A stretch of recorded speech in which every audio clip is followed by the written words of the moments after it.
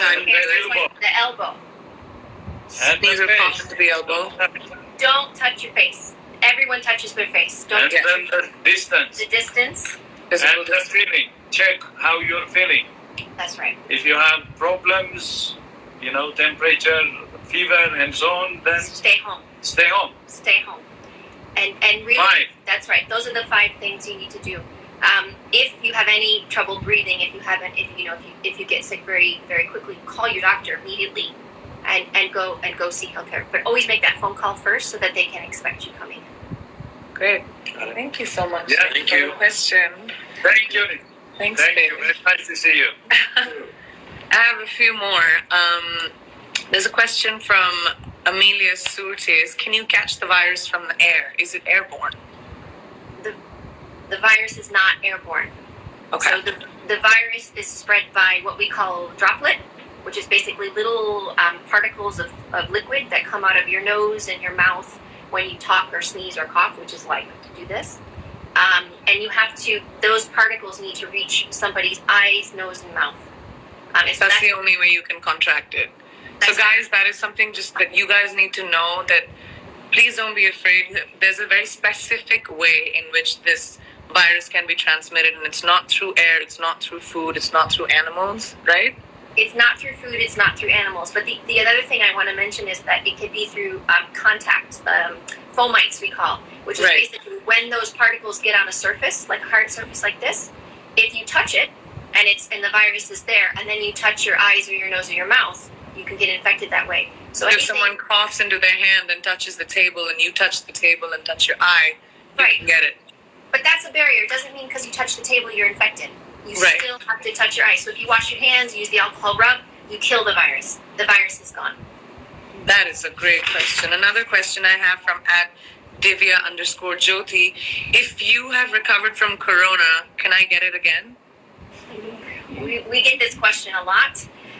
So we don't have the full picture of this virus because we're still only 12 We're all learning.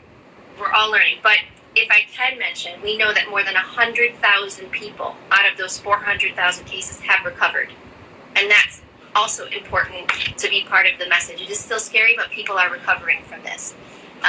And what we are expecting is for people who do get infected, that they will develop some kind of an immune response. We don't know how strong that is yet. We don't know how long that will last. So we're working with a number of countries to try to collect that data more systematically so that we can give a proper answer to that question. That's great. Another question, is COVID-19 vulnerable to heat? And if our house is warm, will the bacteria die? Mr. Nankis asks this question. So first of all, thanks for that question, because we do get lots of questions around temperature and what that actually means. This is a virus, so it's not a bacteria, so it's a different kind of pathogen. The virus can spread in different temperatures. We've seen it spread in cold temperatures in northern China. We've seen it spread in warmer temperature in Africa and in Singapore and in other places. There is some question about what may happen when the summertime comes in the northern hemisphere, and then the winter starts in the southern hemisphere.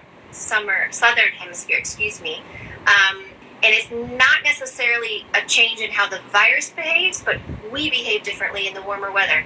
We spend a lot of time outdoors, outdoors. So again, only 12 weeks in, so we're still trying to understand how this virus behaves. But there's, hundreds of thousands of people that are looking at these types of questions, and we are working with as many of them across the globe as we possibly can to try to put that evidence together to help us better have an even stronger response. Thank you so much for clarifying that.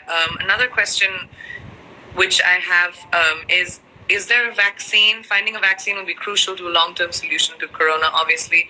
Are you guys working with Gavi, the Vaccine Alliance, and others to produce a vaccine to ensure that everyone has access to it? Are you starting? Yeah. Yes, we have started that some weeks ago, more than 8 weeks ago, actually. We have convened a meeting of more than 400 scientists, and there are some vaccine candidates now, and we're working on those through those scientists throughout the world. But the thing here is vaccines may not be ready between 12 months from now. Wow, So it'll take a year, you think? Yes, a year to 18 months, a year and a half. That's Wow. very good. You're using your info. So a year from 12 months to 18 months it may take. Oh, wow. But it's a very important investment, and we're working with Gavi, we're working with CEPI, we're working with other institutions and convening that platform in order to speed up the discovery of vaccine, but it takes time. So the idea is to do everything we can now, public health measures, to suppress and control the disease, but at the best in strategic issues like vaccines. Got it. Wow, it'll take a year. Is it possible to have COVID-19 and not have a fever? This is asked by Jen Lilly. It is. It would be rare though. So what we know for most people who have COVID-19 is that they have a fever, they have a dry cough, they have shortness of breath. It becomes difficult to breathe. And they may have some other symptoms like muscle pain.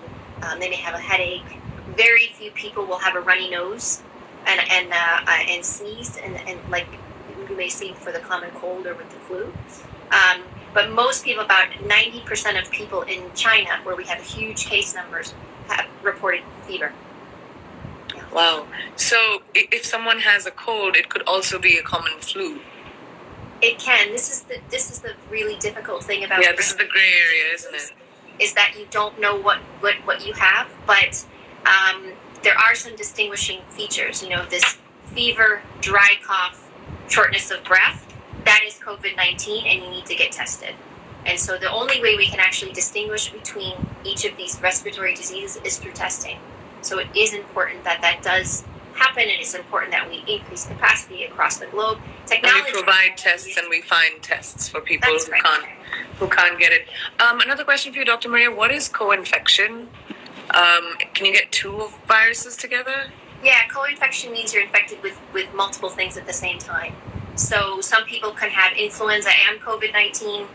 Some people can have like a bacterial infection, like bacterial pneumonia and COVID-19. But yeah, that's what that means when you have the word co-infection. Got it. I'm just going to take 5 more minutes of your time, just ask a few more questions because they're just interesting. What surface does the virus live on? This is asked by @Mary Skelly. So the virus itself doesn't live outside of the body unless you have a sick person that will cough or sneeze on. How long will that last if someone sneezes or something? So on hard surfaces, it depends on the type of surface. If it's like steel, so a lot of these studies are done in hospitals because they look at steel surfaces and plastics and things like that. So there's some early studies on this virus, on the COVID-19 virus, that suggest that the virus can last for hours on hard surfaces. Wow. So that's why it's important that no matter what you touch, you wash your hands and then you clean surfaces. That you're using your common disinfectants in your house.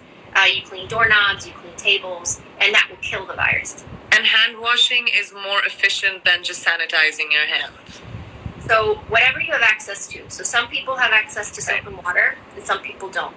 And so if you have access to an alcohol-based rub, make sure you do that. And there's a proper way to do this for 20 seconds or 40 seconds. I should know this. Or you can wash your hands properly. Sorry, but yes, you can kill. That's the point. Is that there's a natural barrier that you have, and to wash your hands and to use that alcohol-based rub, even if you touch an infected surface, you can kill that virus. And thank you for accepting the challenge, by the way. I did. I have to do my 20-second. I have to find a song. I'm going to do it today.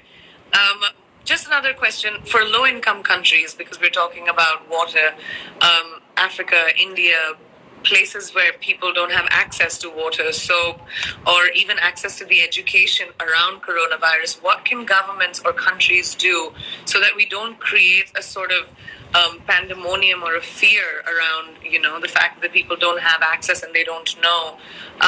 What can we do to support people who don't have the access to water and soap? This is a good question. I'll start. So we have seen really innovative ways in which people have been finding these access to hand washing stations. Where you've seen, I don't know if you've seen pictures of during Ebola outbreaks. Yes. You've seen jugs and you've seen chlorine with water and different things. And, Yes. and you know, the human spirit and human ingenuity is really creative. And we've seen through this pandemic, we've seen through other outbreaks before, that people find solutions. And we and you and others, everybody needs to do whatever they can to try to help make those solutions possible. There isn't a one-size-fits-all. There's no one answer here. But we have to do every single thing that we can. And we're seeing some innovative ways where people are getting access to these kinds of jugs and water basins to be able to wash their hands. That's great. One more question. How do we deal with... Can I ask you a question? Yes, of course. I'm sorry, if you don't mind. So my question is, I mean, we've never had this kind of interaction before, but my question is for you in terms of, you know, you have a huge following. I don't know how many millions of people are watching you. You're a role model. And what do you think it is that you could do and your industry can do to help support this pandemic? Because we need everyone we can to help us with this, especially to reach young people. I think one of the very important things, Dr. Maria, which is something that I'm trying to do, is make people understand that we're all in the same boat and actually reiterate the 5 things that you said, that this is some sort of weird leveler where it doesn't matter who you are, where you come from, it's going to affect each one of us, and each one needs to be responsible and socially responsible for the other, as countries, as individuals, as people. And I think public people like me, like I'm trying to do that by giving access to my fan base to you guys. And they would not have that access. So that's my way of contributing and constantly talking about not to have a sense of panic, to be able to make sure that we think about others before we think about ourselves, stay home because that's very important, to be able to follow the 5 rules that you do, but to constantly reiterate that to people and create a sense of less, so that panic is not going to solve the situation. Like, you know, people hoarding things and people keeping things for a really long time when actually healthcare professionals might need gloves and you know, masks and things like that. So I think it's really bringing about education around that, and which is why I'm so grateful that you guys took the time to be able to have this conversation with my fan base. I'm really glad you clarified that it's not airborne, that it's not through animals. That is something that a lot of people were creating. There was a lot of hype around that. I have one really quick question. People are saying... Look, Priyanka. Yes. Namaste. Namaste. I said that a couple of days ago, Dr. Tedros. That old and gold namaste will come in handy. Namaste, namaskar. I will tell you one secret, but you started with wealth, so I would like to end it with wealth. Yes. The 5 things you say. Let's do it. The 5 things are: wash your hands for 20 seconds. Wealth Okay. and the F. So I'm really sorry, but we're using wealth. The World Economic Forum, the first 3 letters are actually like World Economic Forum, wealth. So Wash wash, your hands, use your elbow, and don't touch your face. face. Wash, elbow, face. That's Well, right. sorry, don't tell them. And then the other 2 are DF, distance. Stay at home or keep your distance, physical distance. And F, the last one, the F is, you know, you have to watch your feeling. Are you Be aware of how you're feeling. aware? Yes. With the F. With the F. So we started with WEF. That's where we met Priyanka Yes, we did, Dr. Tedros. in Davos. So the 5 are actually WEF, The F. and I hope Dr. Schwab will not be angry at us. We'll find out, won't we? So thank you so much for taking the time. I have another request. She told you that you have a big following, millions. Yes. And I hope you will tag me and get some of your following and transfer them to me. Guys, you heard that. Let's follow the WHO. Let's donate to the WHO. They need our funding more than they have ever needed. These are the people on the front lines, Dr. Maria, Dr. Tedros. I can't thank you enough for taking the time and answering these questions for, people like me who are ignorant of everything that you know. But WEFDF, we will remember this, and thank you. And I hope that we pass through this faster, we flatten the curve faster, and everyone is responsible.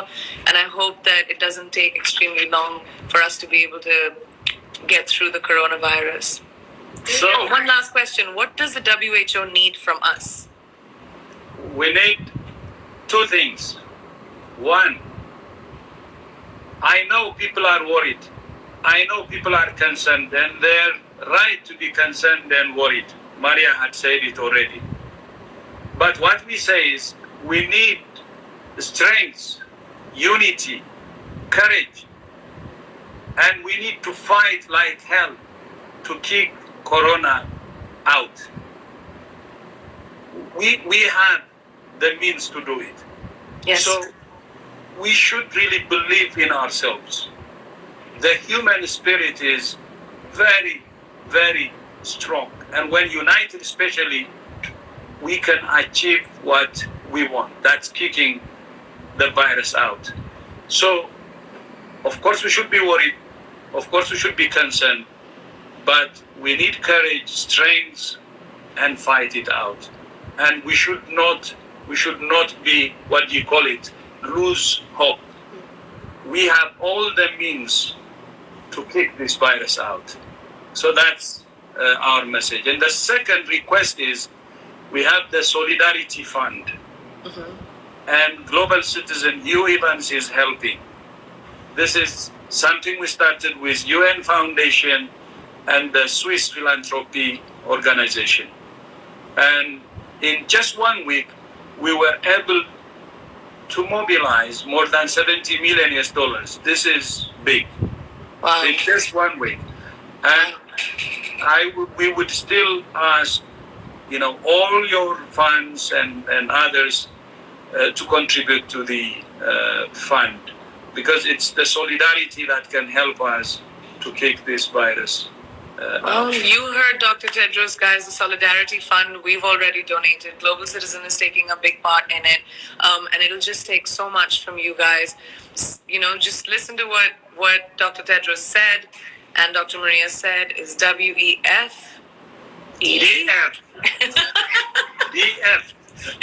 WEF, DF. We got it. The Solidarity Fund, and thank you so much, and thank you for doing the work that you're doing.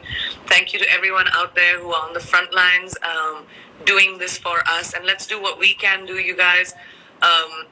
Let's make sure we stay home, be aware of ourselves, practice what we need to do in terms of sanitizing, in terms of hand washing, and keeping